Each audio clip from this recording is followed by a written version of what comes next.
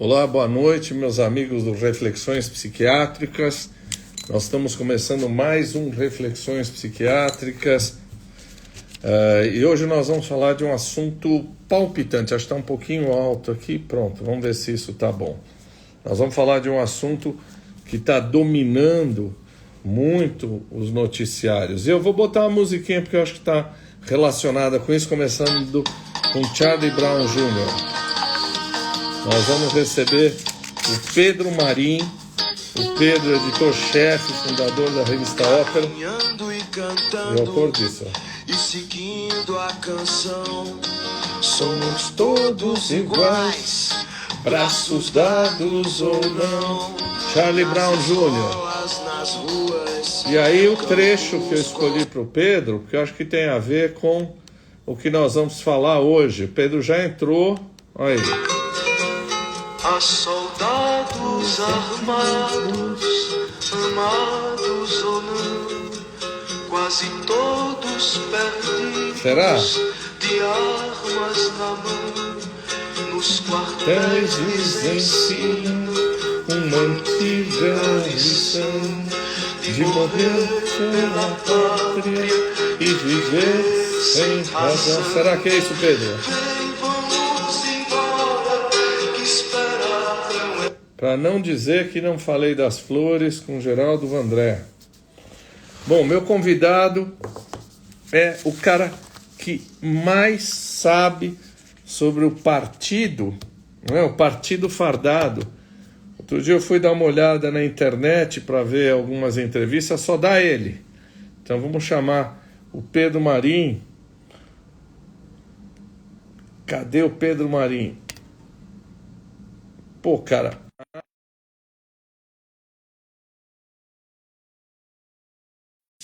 Obrigado, Flávia. Muito obrigado. Tá ao contrário, acho que você está mostrando o teu... Ah, Boa noite, Taki. Tudo bem? boa noite, Pedro. Tudo bom? Me ouve bem? Um pouquinho mais de som. Você tem um pouquinho mais alto? Deixa eu ver se eu consigo aumentar um pouquinho. Vamos ver se colocando um pouco mais perto ou falando um pouco mais alto ajuda. Tá certo. Pô, gostei que você me chamou pelo nome, pô. Desde que a gente começou a conversar, você só me chama de doutor, de doutor. É um prazer. É que é uma deferência natural, né? Mas... Certo, mas vamos esquecer isso. Cara, Pedro Marim, outro dia, há pouco tempo atrás, vi a revista Ópera e eu fiquei babando pela atualidade, pela agudeza, pela coragem da revista. E aí eu já entrei, entrando como um dos patrocinadores, coitado de mim, com um apoiador aí da revista, e fui ler as suas coisas e fiquei absolutamente encantado. E aí eu te agradeço o livro que você me mandou, Carta no Coturno, né? Que é a volta do Partido Fardado no Brasil. A minha primeira pergunta daqui a pouquinho é a volta ou ele nunca foi embora? É a volta dos que não foram, né? Pedro, você é editor-chefe, fundador da revista Ópera. Aliás, eu convido todos a apoiar a revista Ópera, que vale muito a pena. A imprensa independente precisa da gente. Você foi ou é articulista global, articulista da Global Independent Analytics, editor-chefe e fundador da revista Ópera, falei. Você tem mais um livro, que eu acho que é Golpe é Guerra, né? Você dá cursos. Aliás, eu fiquei encantado porque você sabe muito de Maquiavel. Eu vou ter que fazer um curso sobre Maquiavel com você. Então, bem-vindo e muito obrigado. Você só honra a gente. Você nem me conhecia, topou de imediato a gente fazer essa live. Pedro, muito obrigado. E tem aqui um amigo e eu vou indicar para você falar em tudo quanto é lugar desse país, tá? Bom, antes de tudo, eu que agradeço. Para mim é sempre um prazer poder falar disso. Não tenho tanto espaço assim para falar, então sempre que eu tenho é ótimo e estar aqui com você é uma honra.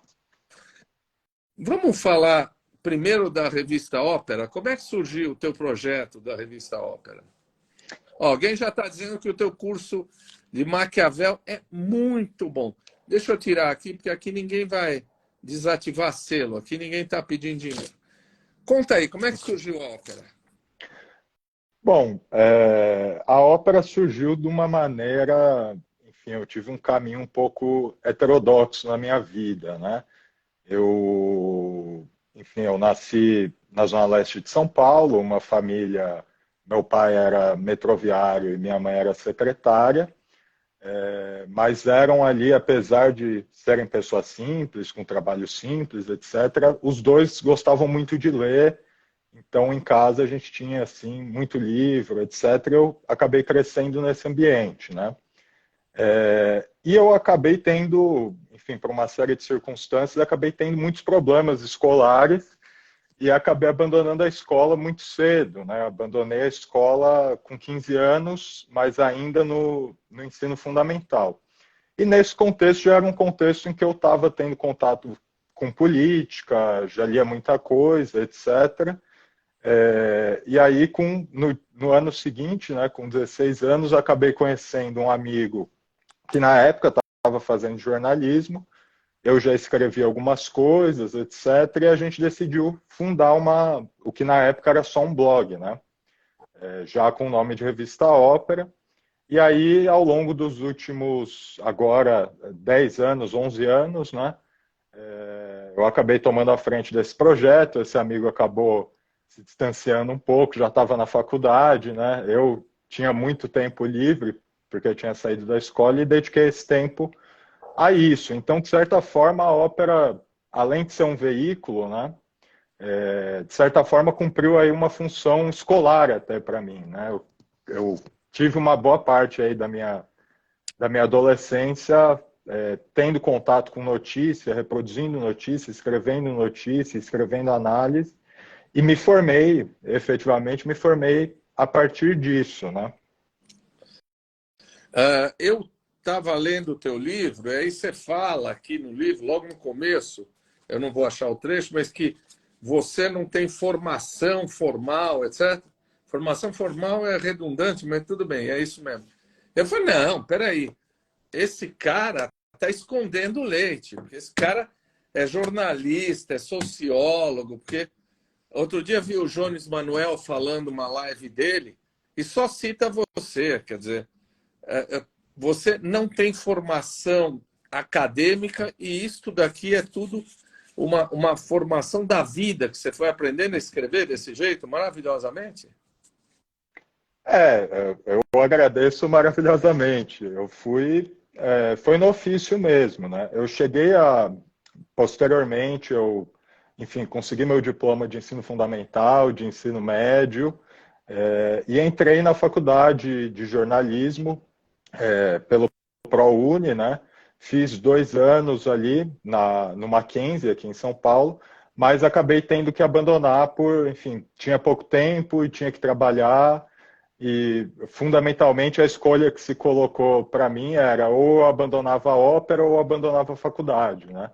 E aí acabei insistindo na ópera e abandonei a faculdade. Eu estava trabalhando justamente numa publicação estrangeira, e aí fiz essa opção por seguir trabalhando na ópera, então realmente não tenho formação acadêmica, né? Entrou aí o Camilo Cienfuegos, até ele baixou aqui em algum centro espírita para te pedir.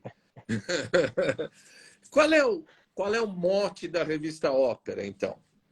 Ela já tem, desculpe, quanto tempo? Qual é o mote da revista? Como é que é? Eu vejo você escrever muito, mas tem mais gente escrevendo. Conta para as pessoas. Sim, bom, naturalmente a ópera tem 10 anos, né? Esse ano ela vai fazer 11 anos, e a gente foi mudando muito ao longo do tempo, né? Mas fundamentalmente a gente tem uma preocupação grande com política internacional, e isso acabou enfim, nos formou muito a nossa visão, inclusive para a política nacional, né? A gente partia do pressuposto de que política internacional era uma área que era mal coberta, porque fundamentalmente no Brasil se reproduz o que as grandes agências de notícia internacional falam, né? E a gente tentava competir com os grandes meios, oferecendo justamente uma leitura diferente no campo da política internacional. E aí, claro, acompanhando política nacional, mas o nosso foco por muito tempo foi realmente política internacional. E eu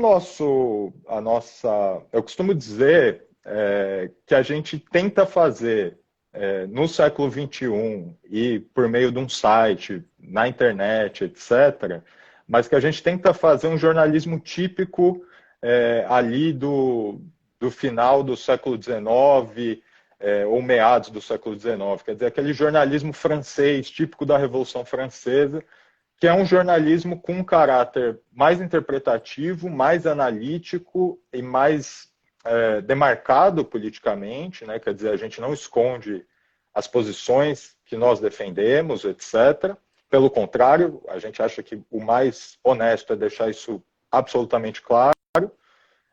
E a gente tem uma grande influência também do chamado novo jornalismo, né? Ou novo periodismo, especialmente os latino-americanos, né? O nosso herói maior é um jornalista argentino que, enfim, morreu justamente nas mãos da ditadura argentina, que é o Rodolfo Walsh, e que escreveu vários livros maravilhosos, mas entre eles o mais famoso, que é uma grande reportagem, é o Operação Massacre, né?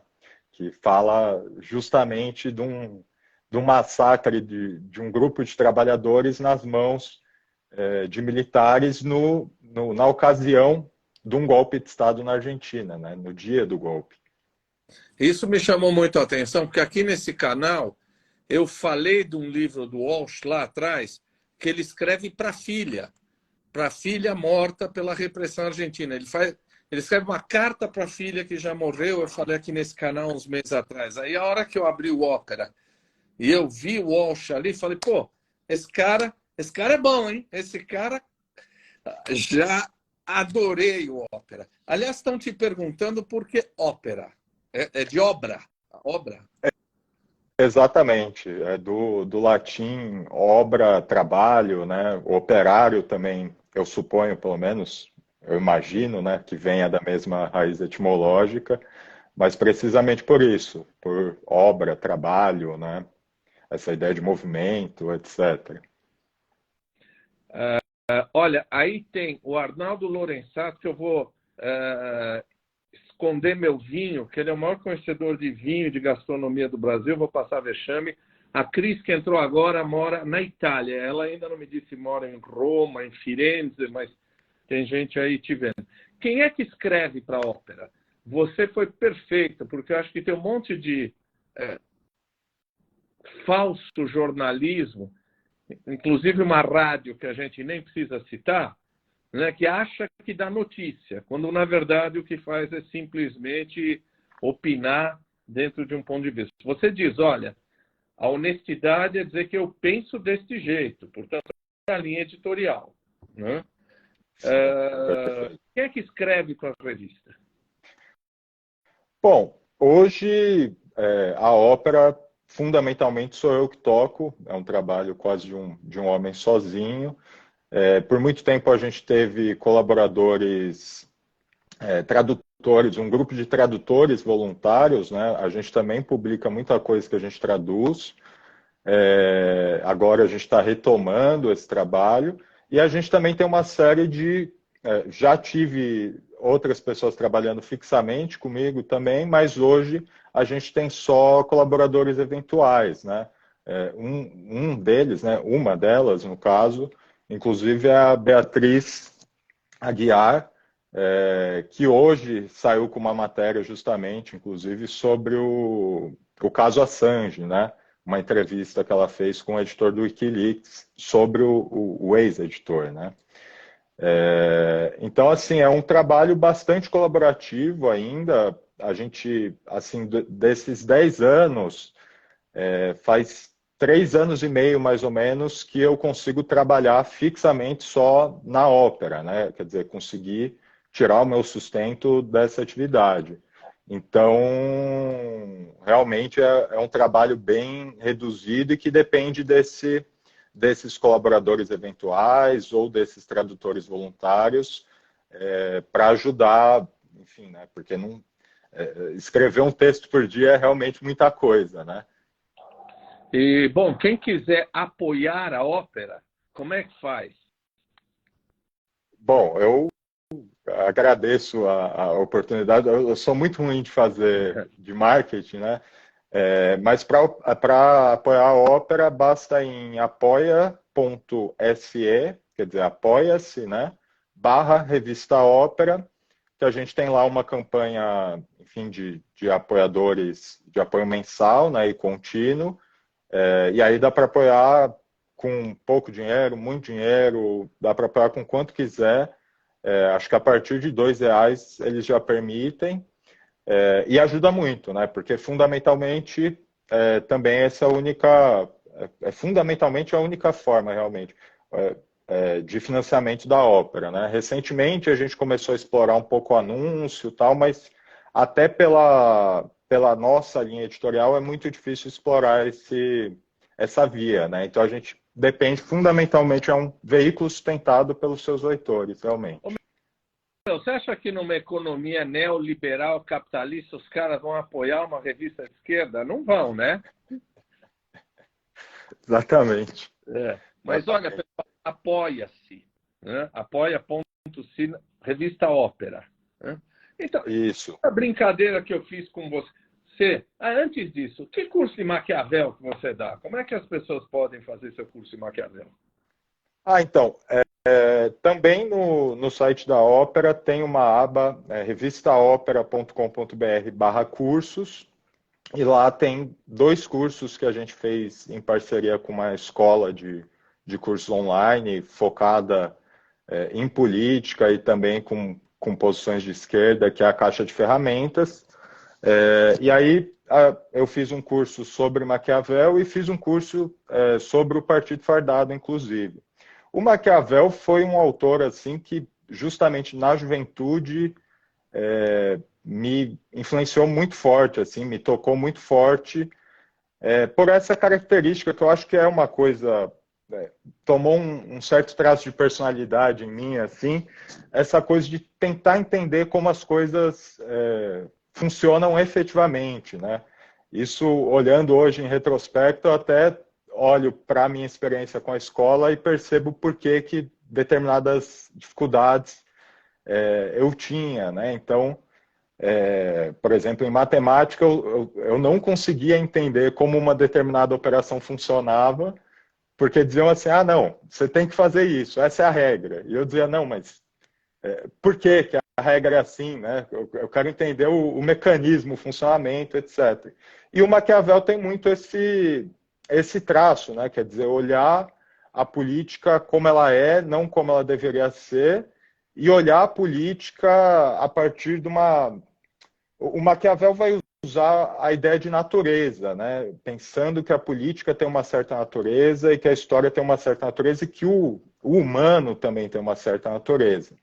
Eu não sei se eu usaria a natureza para o humano, exatamente, mas certamente a política tem certas leis, né? Certas formas em que as coisas inevitavelmente se arranjam, e eu acho que o Maquiavel é um autor fundamental ainda hoje para a compreensão da política, né? E para mais do que para compreendê-la, para mudá-la, né? Eu acho que a grande maioria das pessoas lê O Príncipe, mas tem outros textos do Maquiavel que me disseram que são tão relevantes e que a gente não lê, não é? É isso mesmo? Você fala disso no seu curso? Falo. No curso eu parto do Príncipe e exploro ali numa segunda parte o discurso sobre a primeira década de Tito Livio, né? Que é um livro, acho que tem umas 550 páginas, assim, o Príncipe é aquele pequenininho, né? Muitas coisas que ele diz no Príncipe, ele repete no Discursos, mas o Discursos realmente, eu diria que a grande obra do Maquiavel, assim, do ponto de vista, para quem quer explorar mesmo, é o Discursos, né? E além disso, ele chegou a escrever peça de teatro, inclusive, algumas coisas assim. Isso eu não explorei ainda, mas além disso, ele escreveu também o Arte da Guerra, né? Que muita gente acha que o Arte da Guerra, é o Sun Tzu. Sim, tem o do Sun Tzu e tem o do Maquiavel também.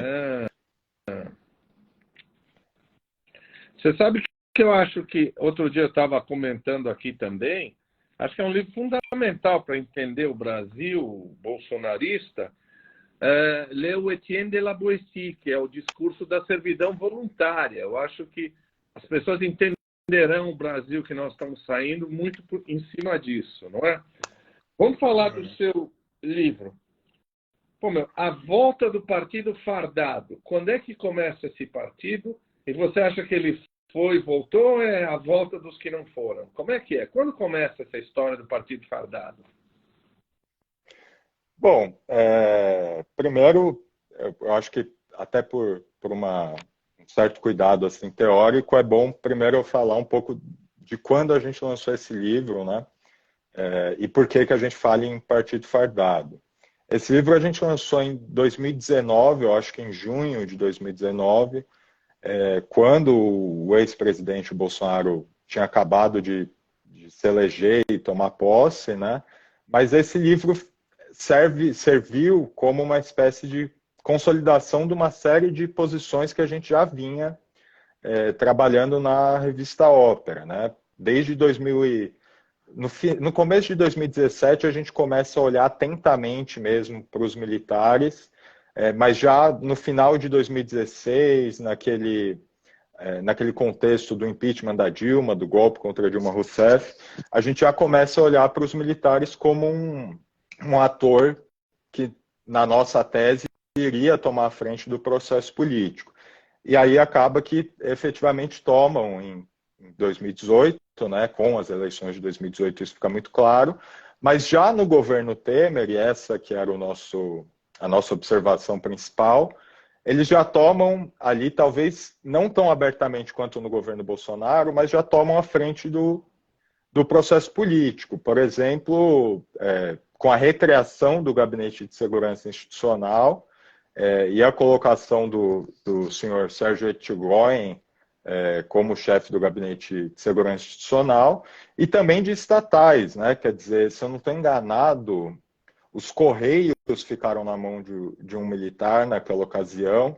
Enfim, começa a ter ali uma ocupação de cargos governamentais por generais. A gente usa o termo partido fardado em 2019, fazendo referência a um autor que, curiosamente, assim, eu não gosto de classificá-lo porque ele era um autor muito heterodoxo, e ele já é falecido, então ele não pode também dizer o que ele é. Né? Mas assim, que tem... Oi? Ele não pode se defender também. Exatamente. Mas assim, eu acho que ele não acharia errado, que era um autor, mais ou menos, eu diria, é um conservador, né? Mas um conservador que estudou Gramsci, que tem um estudo sobre Gramsci, cita Mao Tse-tung em seus textos, esse tipo de conservador, né? Que é o Oliveiros Ferreira, e que foi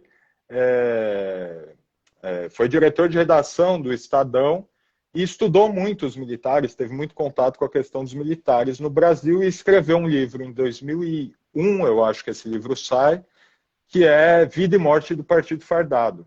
E o Oliveiros, ele faz um estudo sobre o que seria, ele usa essa categoria, cria essa categoria, né? E o que para a gente é muito interessante dessa categoria do Partido Fardado é que o Oliveiros vai dizer que o Partido Fardado se organiza de uma forma completamente diferente do que qualquer outro partido se organiza ou se poderia imaginar. Ou seja, o Partido Fardado se organiza tentando seguir os próprios valores e as próprias formas de organização do Exército. Então, ele vai usar uma categoria que é a categoria do totem militar, que seria uma figura de destaque, seja porque tem um carisma, seja porque é respeitada, e que emerge, num determinado momento... Opa!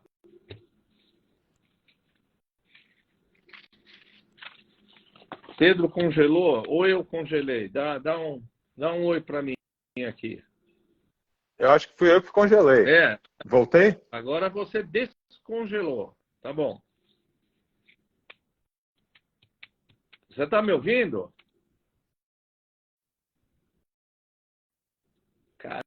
Caramba, rapaz. Cadê você, Pedro? Ele... Pronto, voltei. Pronto, voltou.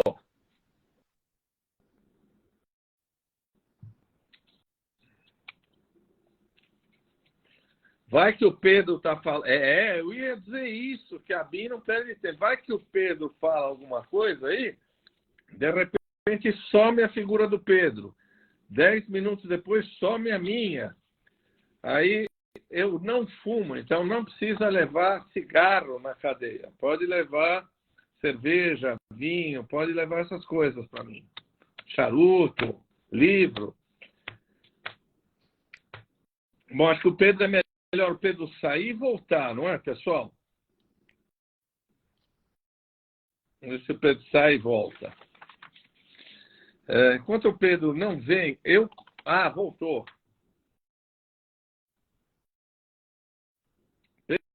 Pedro, estão de sacanagem, achando que a BIM levou você.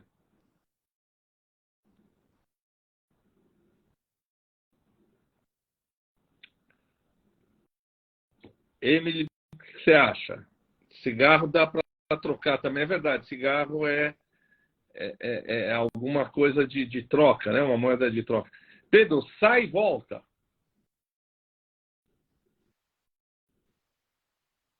Oi, Taki. Acho que agora foi. Oi. Acho que não vou ter mais problemas. Eu estou usando o celular da minha companheira, porque o meu não é muito bom.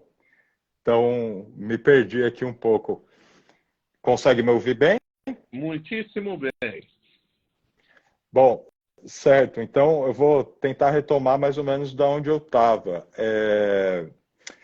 O Oliveiros, então, ele vai propor essa ideia de que o partido fardado é uma organização transitória que nasce do próprio exército e que nasce sempre usando essa figura de um totem, um herói, alguém que tem muito respeito dentre os militares, que tem um certo carisma entre os militares. E aí a gente tem uma série de exemplos históricos, né? Deodoro da Fonseca, Floriano Peixoto, a gente pode falar de Góes Monteiro, de Dutra, etc. Duque de Caxias, né? Duque de Caxias. Duque de Caxias, que vai ser importantíssimo justamente nessa conversão entre a Guerra do Paraguai e a figura do Deodoro da Fonseca, por exemplo. E o que é interessante, aí é uma interpretação que a gente fez com base no Oliveiros, mas aí não é o Oliveiros, e que é a nossa proposta, é que o totem não necessariamente tem que ser um militar. Ou seja, ou não necessariamente ele tem que advir ali do meio militar. Então, há essas figuras que o Oliveiros identifica, eu adicionaria também o Vargas, que até, enfim, foi militar, mas não se construiu como um militar, né? Eu adicionaria o Jânio Quadros, que serve ali em 60, em 61, como à frente de um projeto que os militares há muito vinham tentando consolidar, e é a forma como a gente viu também o governo Bolsonaro. Quer dizer, na nossa interpretação, o Bolsonaro serviu como a face carismática de um projeto, de um governo que não era simplesmente o Bolsonaro, mas que justamente tinha aí como sustentação esse partido fardado, né? E, bom, o que é o partido fardado? Na visão do Oliveiros, e eu estou de acordo com ela, é aquele grupo que dentro do Exército, que a partir do Exército, começa a julgar o que é a lei e a ordem. Ou seja, começa a interpretar o que é a lei e a ordem. O que não cabe, nem constitucionalmente, nem se a gente pensar do ponto de vista do que seria uma organização do Estado, mesmo em termos capitalistas, né, não é a função dos militares, por excelência. A função dos militares vai ser obedecer a uma certa cadeia de comando, civil, mas, enfim, obedecer aos poderes, e, do ponto de vista constitucional, no Brasil, fazer a defesa do país, e aí, justamente, o que eles inscreveram na Constituição de 88, né, defender os poderes e a lei e a ordem por iniciativa de um dos poderes, né? Então, o partido fardado em si, o Oliveiros diz, e eu concordo com isso, mas uma certa compreensão disso, ele não é uma coisa que se mantém ao longo do tempo. Quer dizer, nós não podemos dizer que o partido fardado ele é contínuo na história. Precisamente porque o partido fardado o exército é um agrupamento que nasce de tempos em tempos de dentro do exército, que usa as armas desse exército para a sua intervenção política, que usa os valores desse exército e as formas de organização desse exército na hora de fazer a sua intervenção, mas que atua em pontos específicos da história. No caso da história brasileira, é um partido que eu acho que ele é transitório, mas que ele se manifestou com em muitas ocasiões, né? Quer dizer, com muita frequência. Se a gente pensar que, enfim, a República é fundada nesse esquema, né? O Totem indo lá, derrubando a monarquia, instaurando a República, com Deodoro da Fonseca justamente assumindo a presidência. Depois do Deodoro, a gente tem Floriano, depois de Floriano, a gente vai ter um certo intervalo de políticos civis, mas logo depois disso, a gente vai ter o tenentismo, vai ter a Revolução de 30, com o Vargas tomando a frente desse processo, mas sustentado por um grupo de militares ali, Góes Monteiro, o próprio Dutra, enfim. Em 37 vai ter o golpe do Estado Novo, que vai manter o país num regime de exceção até 45. Em 45, Vargas é derrubado justamente para que o Dutra possa vencer as eleições, né? Em 54, Vargas é derrubado também num golpe militar na República do Galeão. A gente vai ter tentativas contra a posse do Juscelino, 2 tentativas de golpe durante o Juscelino. Depois vai ter a eleição do Jânio Quadros. O Jânio, quando ele renuncia no Dia do Soldado e citando forças ocultas e etc., né, se tenta dar um golpe no João Goulart, que estava em viagem na China e teria que voltar para o Brasil para tomar posse como presidente legítimo. Isso é atrasado por um movimento do Brizola. Em 64 a gente tem outro golpe e 21 anos de ditadura. Quer dizer, desde que o Exército fez a sua primeira intervenção, em 1889, fundando a República, até hoje, a gente teve uma infinitude de tentativas de golpe de Estado e quase um contínuo de intervenção e de tutela militar na política, né? Ainda mais se a gente pensar no começo da República como não se dava para pensar em termos de controle civil como a gente pensa hoje.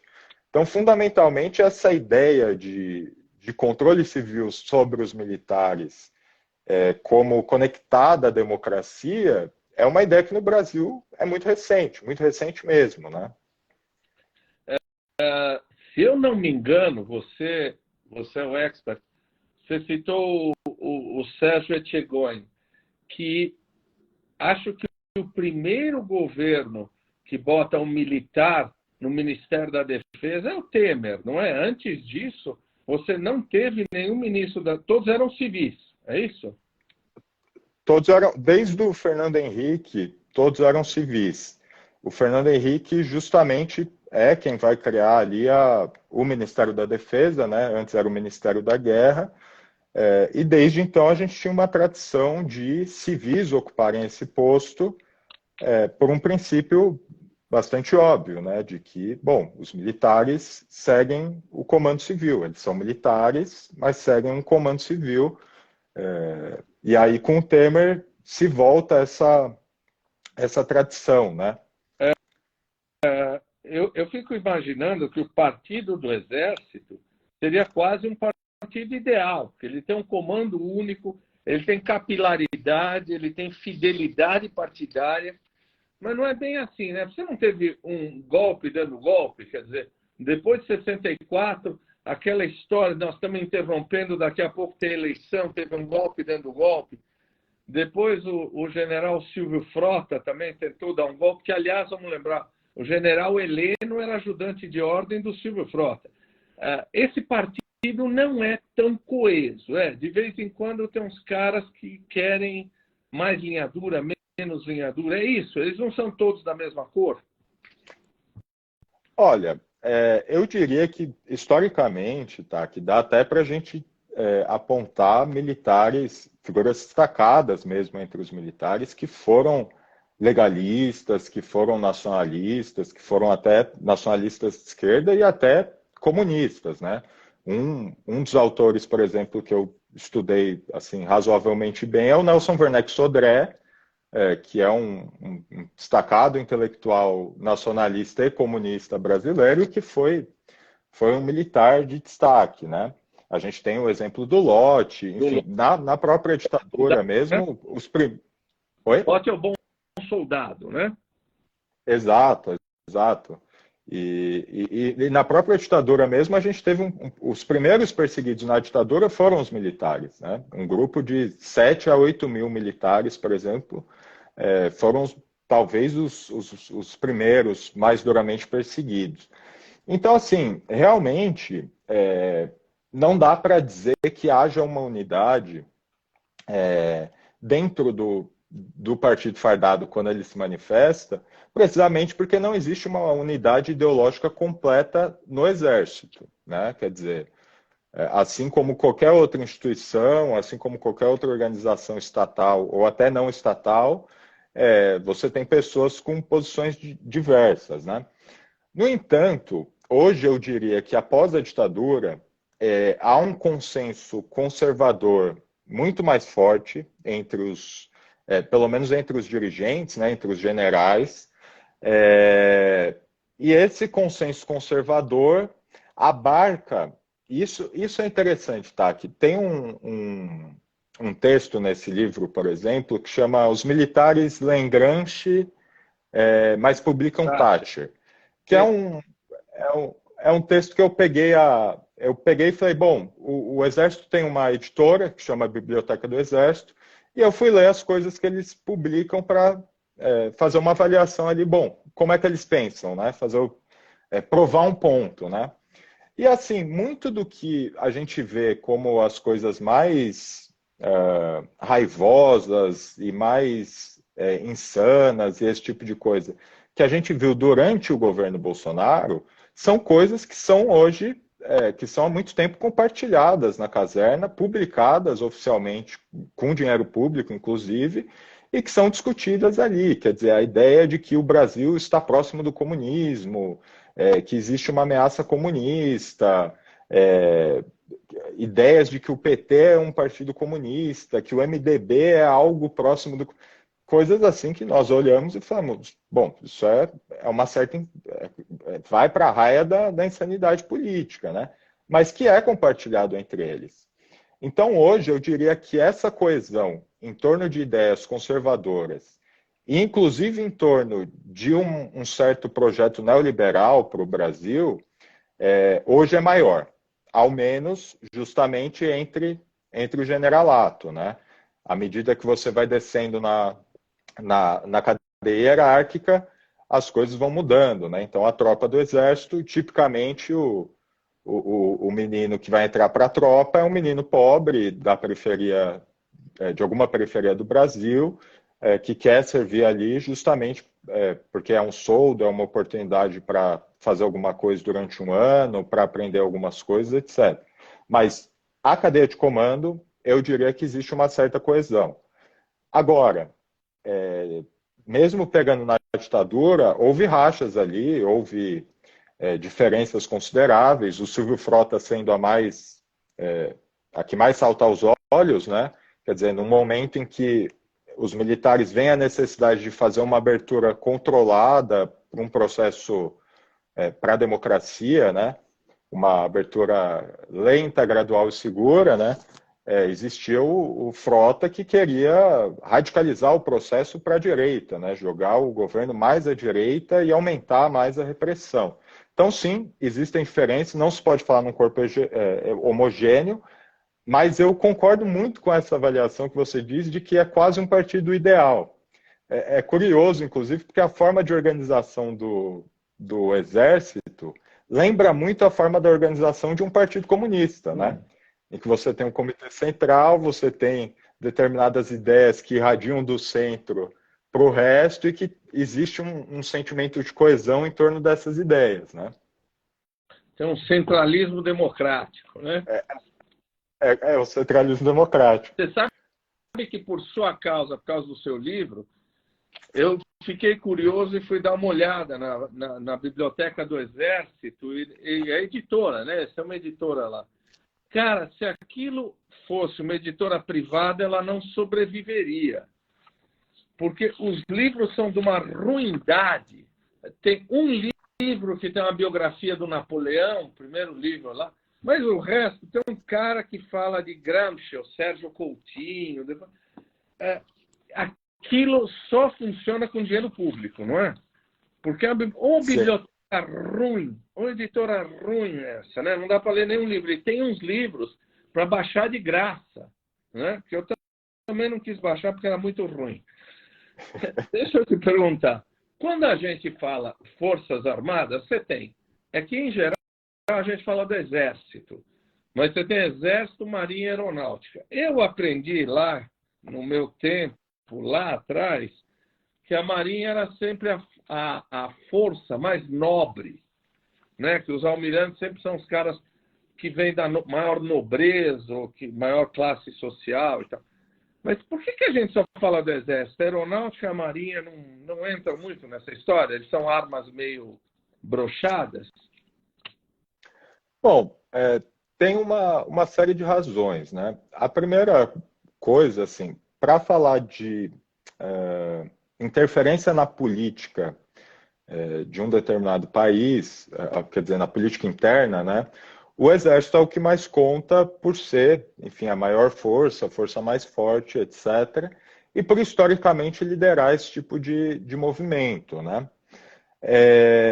Do ponto de vista da teoria militar, eu diria, existe, apesar de hoje, por exemplo, ser impensável você pensar em defender qualquer país sem ter uma aeronáutica forte, né? Quer dizer, não dá para pensar a guerra hoje em dia sem pensar no elemento do ar, mas eu diria que isso é uma interpretação minha, muitos especialistas vão discutir isso, mas é porque eu sou muito influenciado por Clausewitz, por exemplo, mas eu diria que o Exército, quer dizer, aquele que ocupa o território, do ponto de vista político, e eu sou da interpretação que a guerra é sempre a continuação da política por outros meios, do ponto de vista político, o Exército é o fundamental.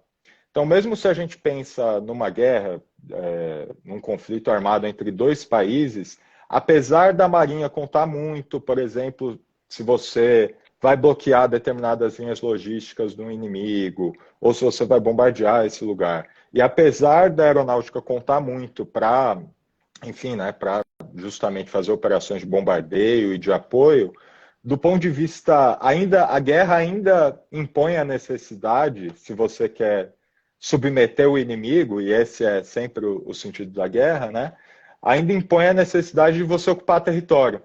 E por isso eu diria que o Exército é a arma mais, politicamente mais relevante, também nesse sentido. Mas você tem razão em apontar, a Marinha brasileira, ela é anterior ao Exército brasileiro, né? A Marinha A nossa marinha foi uma marinha muito forte ali durante, ainda no Brasil colônia, era uma marinha muito forte, sendo parte da marinha portuguesa, né? Depois do processo de independência, em 1822, a marinha brasileira é muito forte.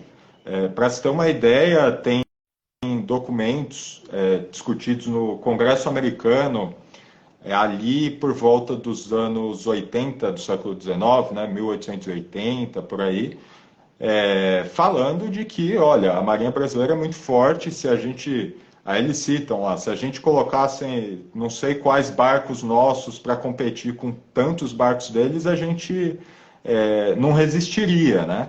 Justamente naquele momento, inclusive, que os americanos estavam começando a fortalecer a sua marinha. Então, essa sua impressão de que a marinha tem esse caráter mais nobre, talvez adivinha daí, do fato de ser justamente uma arma mais antiga e que era uma arma mais forte, né? E a aeronáutica, eu acho que hoje, eu diria que a aeronáutica hoje tem ali, do ponto de vista de classe, os componentes da aeronáutica são os componentes que vêm de famílias de classe mais abastada, né? Mas a aeronáutica é a arma mais nova, né? Então não tem tanto essa pecha de nobre, né? De nobreza, e não é uma arma tão relevante, ao menos no que se refere à política interna do Brasil, né? Eu estava pensando numa piada que quer ver a Marinha Brasileira cortar os pulsos. O Brasil declara guerra para a Bolívia. O que a Marinha Brasileira vai fazer? Mas, saindo da coisa da chacota, eu vou perguntar para você, parece piada, mas eu lembro do exemplo, acho que é da Costa Rica, né, que dissolveu as Forças Armadas. Forças Armadas são de fato necessárias? Olha, eu acho que, primeiro, assim, de um ponto de vista ético, eu diria que eu gostaria de viver num mundo em que não houvesse forças armadas, em que os eventuais conflitos pudessem ser resolvidos pela negociação política, etc. E nesse mundo, eu acho que um mundo desse é possível, um dia, né? Nesse mundo, eu acho que as Forças Armadas não serão necessárias, né? Mas hoje eu acho que são.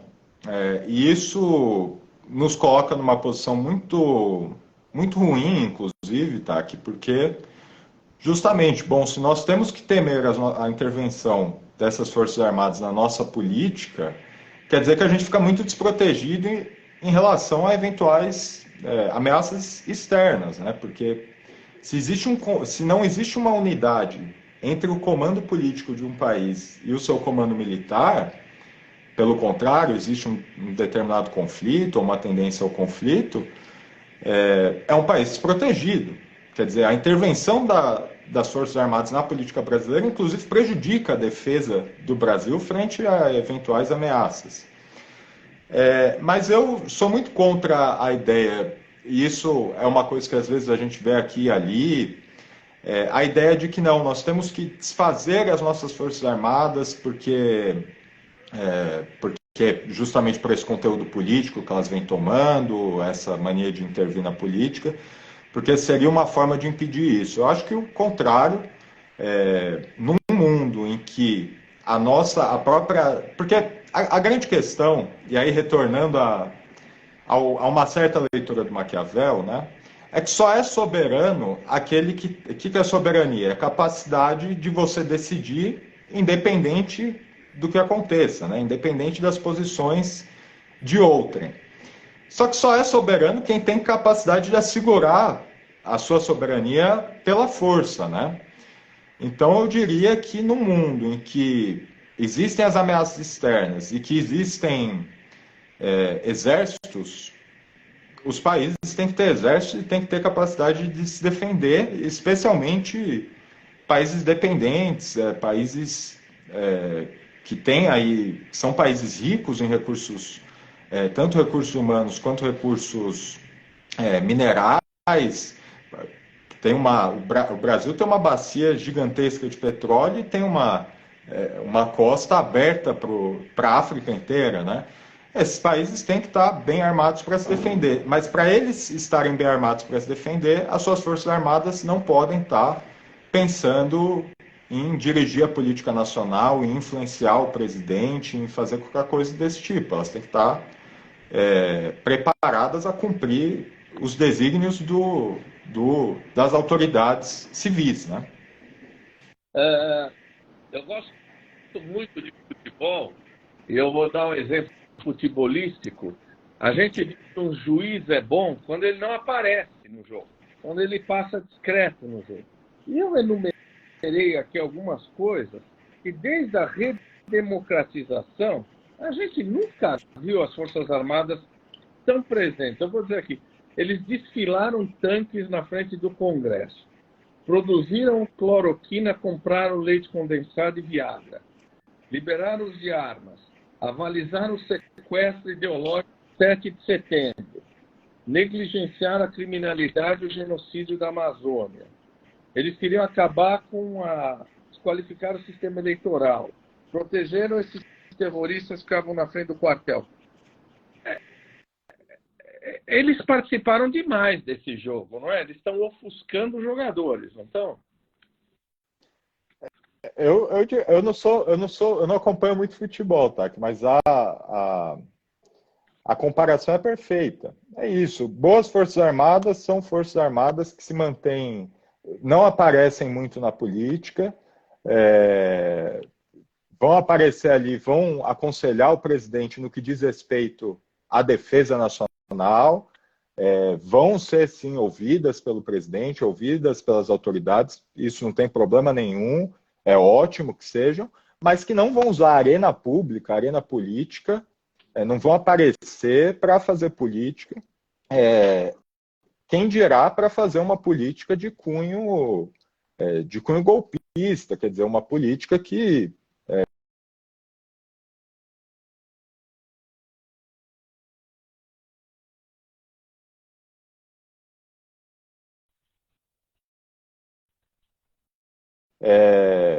quando elas ameaçam a política nos termos que elas estão ameaçando o povo.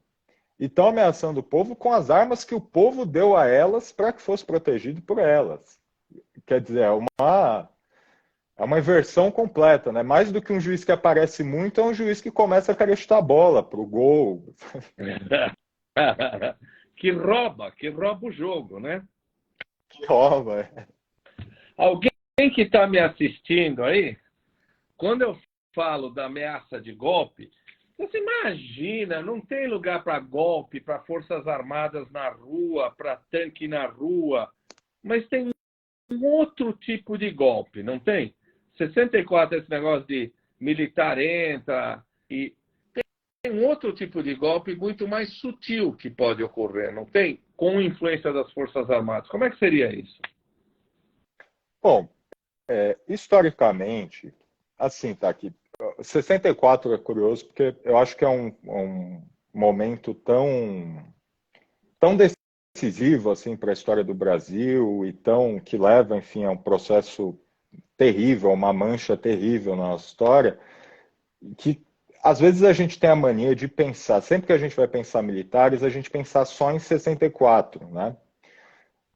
E em 64, realmente, a gente teve essas características. Um golpe, as pessoas chamam de golpe clássico até, né? E eu já escrevi em alguns artigos que isso é errado, porque, inclusive, em 64, os analistas falavam golpe de novo tipo, né? Quer dizer, o que a gente chama de clássico hoje era, na época, chamado de novo tipo.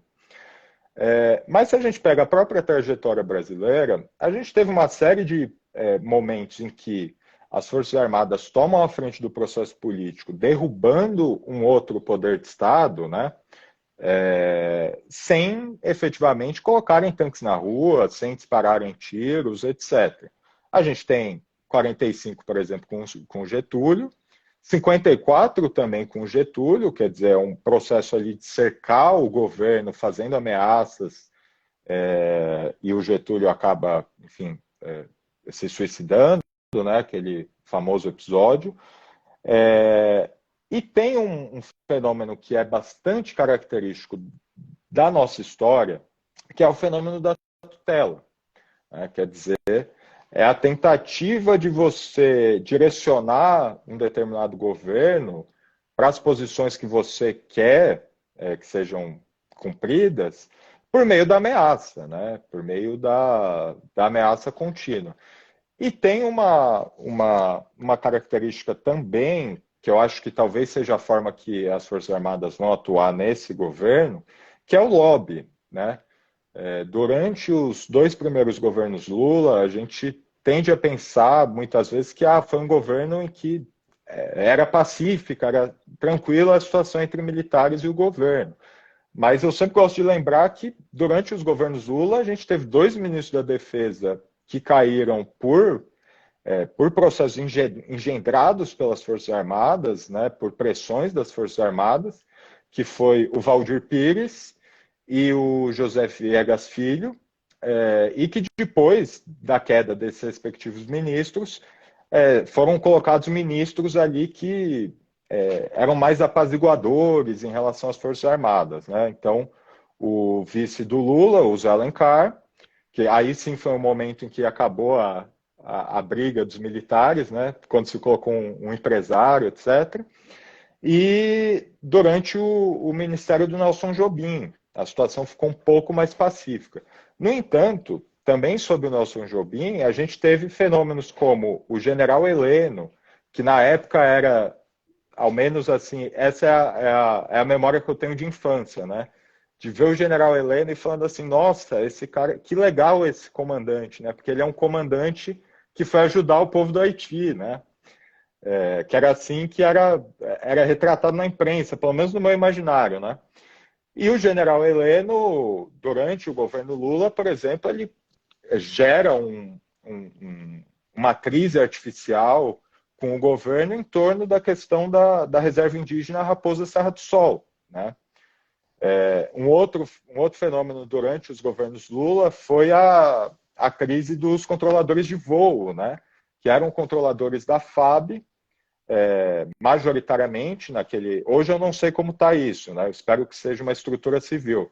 Mas majoritariamente no Brasil os controladores de voo eram militares, eram da FAB, e se teve aquela crise do tráfego aéreo que foi, enfim, foi insano, né? Foi uma loucura, assim. Então, não foi um governo tranquilo, mas os militares naquele governo, naqueles 2 governos Lula, usaram muito dessa artimanha, primeiro da tutela, de melar as relações, exigir um novo ministro, falar que com esse não dá, etc. E com lobby, né? Com lobby, então, faça aí, a gente está querendo isso, você pode fazer isso, se não fizer, vai ter problema. Uhum. E aí, na minha opinião, acho que o processo começa a degringolar, a gente começa a ver as achaduras ali, no final do segundo governo Lula, quando a discussão da Comissão Nacional da Verdade está ali em voga, e aí os militares começam a dizer abertamente que isso não pode, o ministro da Defesa, o Nelson Jobim, acolhe essas posições dos militares contra o próprio governo que ele deveria representar, né? Quer dizer, ele atua como intermediário dos militares para o governo e não o contrário, né? E as relações realmente chegam num limite ali no governo Dilma, entre outras coisas, pela Comissão Nacional da Verdade, né? Do ponto de vista simbólico, pelo menos, é muito importante para eles. E, inclusive, aí um parênteses bem rápido, já que a gente falou dele, né, do Etchegoyen, que essa semana estava aí fazendo declarações na imprensa muito duras contra o governo Lula, etc., foi um dos primeiros generais, naquela época da Comissão Nacional da Verdade, a se colocassem radicalmente contra a comissão, porque parentes dele, né, um tio e o pai dele, foram citados na Comissão Nacional da Verdade ali, e, enfim, a família, o Etchegoyen e a família Etchegoyen não gostaram da forma como isso foi feito, etc. Então, sim, eles não precisam necessariamente derrubar um governo à força para efetivamente um golpe ou para direcionar a política no sentido que eles querem, né? A ameaça da força às vezes basta. Eu lembro muito do Valdir Pires, eu espero não estar matando o Valdir Pires, mas acho que ele faleceu. Ele era um homem classicamente de esquerda e o exército não o quis, né? As pessoas falam, bom, no Brasil não aconteceu o que aconteceu na Argentina, em 1985. Mas quem impôs a abertura, quem impôs as regras do quem a gente vai anistiar, quem não vai anistiar, é o exército, não é? Você não tinha muito o que dizer não para trazer as pessoas de volta, foi isso? Eu acho que assim, o processo de abertura, assim, o processo de abertura foi um processo feito pelo Exército, e no processo constituinte, quer dizer, justamente nessa transição entre o fim da ditadura e o começo de uma nova democracia, com uma nova carta constitucional, etc., eles tiveram muita influência, especialmente ali. Então, quais que eram as questões chaves para eles, né? Era controlar a redação do artigo 142, que veio, aí dois aspectos nele, veio com essa redação esquisita sobre eles serem garantidores da lei e da ordem e garantidores dos poderes, e aí a figura da GLO, que é uma coisa bastante complicada, né? Quer dizer, um exército deveria servir para proteger o país de possíveis ameaças externas, né? Não servir como uma força de reserva para problemas internos. E um segundo aspecto ali no artigo 142, que é muito importante para eles, apesar de ser menos comentado, é ter colocado as polícias militares como forças auxiliares e de reserva do Exército, das Forças Armadas, né? Portanto, em caso de exceção, essas polícias estariam subordinadas, o comando delas estaria subordinado ao Exército, em tempo de exceção, né?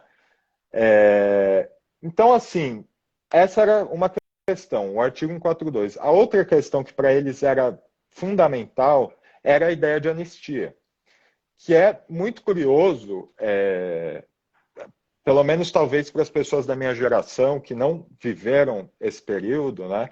Mas porque, por exemplo, eu cresci ouvindo história sobre o fim da ditadura, o movimento pelas diretas, o movimento de anistia, etc. E a gente eu cresci pelo menos, muito com uma ideia de assim, nossa, o povo conseguiu conquistar a democracia e conseguiu impor o fim da ditadura.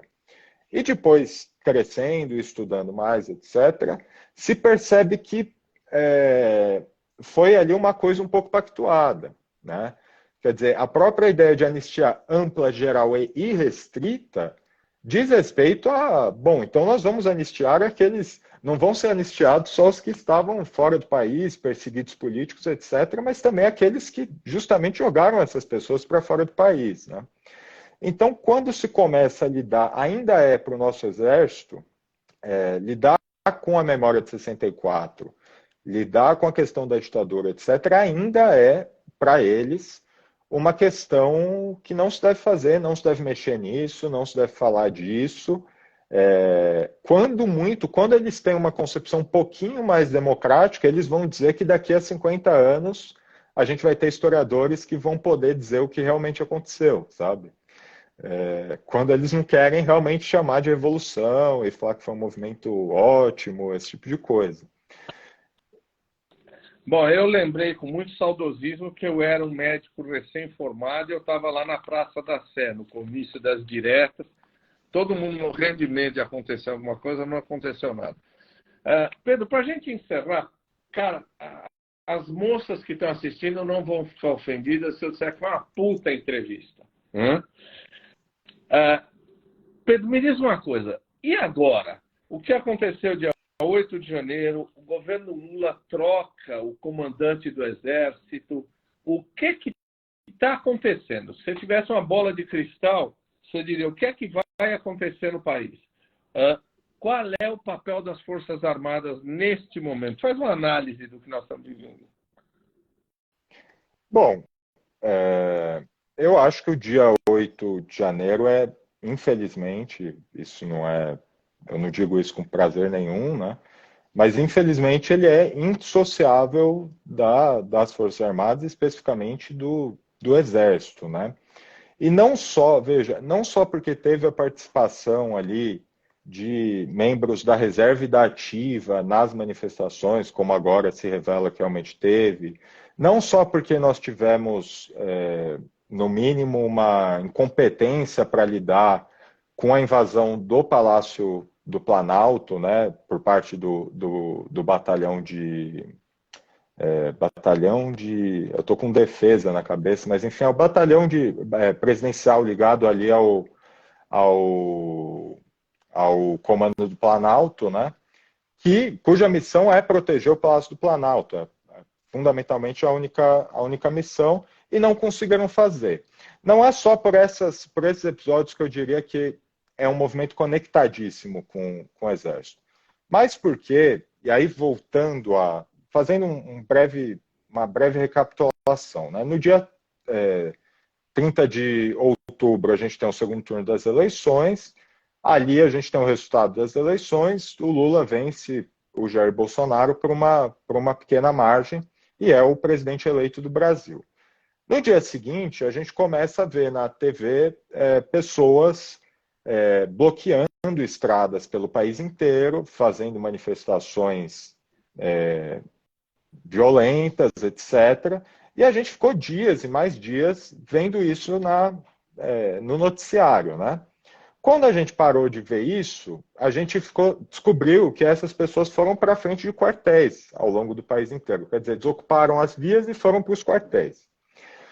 E aí, tá aqui, e isso é muito importante ser lembrado, no dia 21 de novembro, os comandantes das três forças, veja, são os comandantes das três forças, quer dizer, não só são militares da ativa, como são os comandantes, né? Eles soltam uma nota defendendo, por uma interpretação que eu acho que assim não precisa sequer ser jurista para ver que ela é absurda. Eles defendem que aqueles acampamentos na frente dos quartéis eram democráticos e eram legítimos porque pacíficos, e dizem ali naquela nota o seguinte: que seria condenável se essas manifestações fossem violentas, coisa que, portanto, elas não são, mas seria também condenável que qualquer poder público tentasse acabar com essas manifestações. Quer dizer, naquela nota, eles interpretam que é constitucional um movimento cujo caráter é pedir que as Forças Armadas deem um golpe no país, o que é crime previsto no Código Penal, se eu não estou enganado, é o artigo 286, inclusive, paradoxalmente, né, curiosamente, lei aprovada durante o governo Bolsonaro, mas eles interpretam que aquilo é legal, e um segundo aspecto é que eles mencionam naquela nota a ideia de que as Forças Armadas são moderadoras, sempre estiveram moderadoras do processo político brasileiro. O que remete a uma ideia que vem lá da época do Brasil autônomo, né? Quer dizer, da época da independência, que é a ideia de poder moderador, que estava presente na Constituição de 1824, né? E que a gente sabe que as Forças Armadas realmente se sentem nesse papel. Fazendo um pequeno parênteses aqui, poder moderador é a ideia, bem rapidamente, bem basicamente, é a ideia de que nós temos três poderes e para evitar ou para mediar os conflitos entre esses três poderes, se faz necessário um quarto poder. Na Constituição de 1824, o poder moderador cabia justamente ao monarca, né? Ao rei, ao imperador. E as Forças Armadas interpretam que elas têm esse papel. Então, assim, o dia 8 de janeiro é indissociável das Forças Armadas. O que eu acho que aconteceu ali é que a ideia era justamente promover uma garantia da lei e da ordem, fazer com que o Lula decretasse uma GLO, e com isso eles teriam a segurança pública do do Distrito Federal ali em suas mãos. O que, para você, se você quer tutelar um poder, é ótimo, né? Quer dizer, como a gente viu até acontecendo no governo Temer no Rio de Janeiro, né? Felizmente isso não aconteceu, mas mesmo que isso não tenha acontecido, quer dizer, mesmo que isso que eu acho que era o sentido da ação deles não tenha dado certo, ainda fica um problema no horizonte que essa ação também serve como uma ameaça que fica empesteando o ar, né? Quer dizer, se eu fosse o Lula, por exemplo, uma das primeiras considerações que eu faria e se a intervenção federal não tivesse dado certo, por exemplo? E se a gente não tivesse conseguido conter essas pessoas? E se tivesse pessoas nesse dia 8 de janeiro armadas de fuzis ou de submetralhadoras? O que a gente ia ter que decretar GLO? Então, assim, é uma coisa que fica pairando o ar. A medida que o Lula tomou, hoje é segunda, né? Então anteontem, de demitir o então comandante, o Arruda, e colocar apontar um novo comandante, né, o Tomás Miguel, eu acho que é uma atitude correta, ainda mais pelos relatos midiáticos, o que aconteceu. Esse comandante do Exército, o Arruda, não só tinha impedido que a polícia no 8 de janeiro entrasse nos acampamentos ali no quartel-general do Exército, como aparentemente, segundo os relatos midiáticos, de novo, ele tinha apontado um ex-ajudante de ordens do Bolsonaro, que está implicado, está sendo investigado nessa coisa do escândalo do cartão corporativo do presidente, teria colocado esse senhor, que se não me falha a memória, o nome dele é Mauro Cid, alguma coisa assim, para comandar um batalhão em Goiânia. E o Lula teria dito, por meio do José Múcio, né, o ministro da Defesa, que, olha, não, cancela isso, né, não deixa esse cara comandar um batalhão, porque, enfim, sabe-se lá por quê, não sei. Também ele ameaçou o Flávio Dino e o Alexandre de Moraes também, né? Exato. Segundo o relato midiático, ele disse para o Flávio Dino que vocês não vão prender ninguém aqui.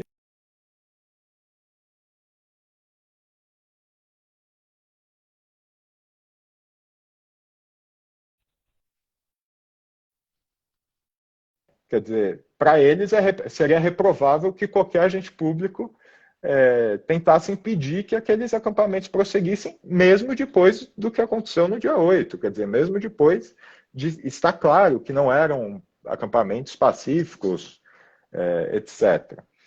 Então, assim, é uma medida boa. Eu diria que é bom. Agora, não é suficiente. Não é suficiente para impedir.